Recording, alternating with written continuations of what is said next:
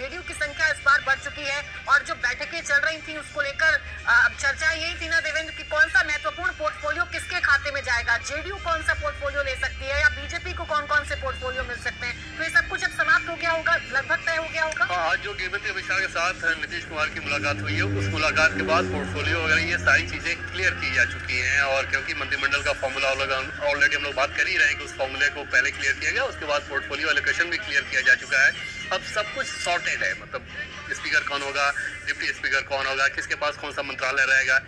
इन सारी चीजों में अब कोई बहुत मंथन नहीं होना है, उसमें बहुत कोई विचार विमर्श नहीं होना है। बस एक चीज थोड़ी हैरानी करने वाली है कि जेडीयू कैसे अपने बाकी नामों को आज शपथ दिलाने से कैसे चूकी, क्यों वो ये वेट कर रही है कि 15-20 दिन बाद, 1 महीने बाद फिर से हम दोबारा कराएंगे। एक बयान चूंकि आपने जब पुराने दौर की बात याद दिलाई थी, मैं जरा 2013 तक पहुंच रही हूं और उस वक्त जब नीतीश कुमार जो है नरेंद्र मोदी के विरोध में खड़े हुए थे,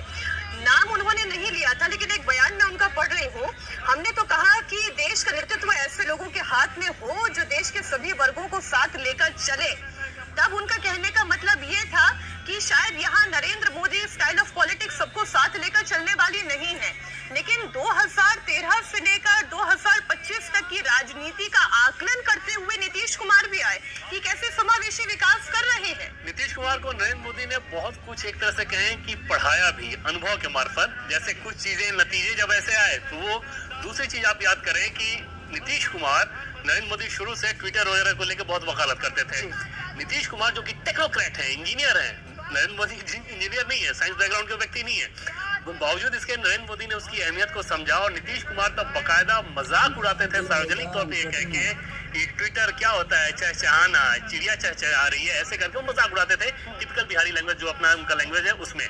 और तब ये हैरानी होती थी और उनके बहुत ज्यादा समर्थक इस बात को फैलाते थे कि नरेंद्र मोदी सिर्फ ट्विटर की सरकार है। बाद में उन लोगों को समझ में आया तो ये सब लेशन नरेंद्र मोदी ने अपने पार्टी के नेताओं को ही नहीं, अपोजिशन के नेताओं को भी दिया है। दूसरा, जैसे एक के बाद एक नतीजे आए और जिस प्रकार का काम किया नरेंद्र मोदी ने,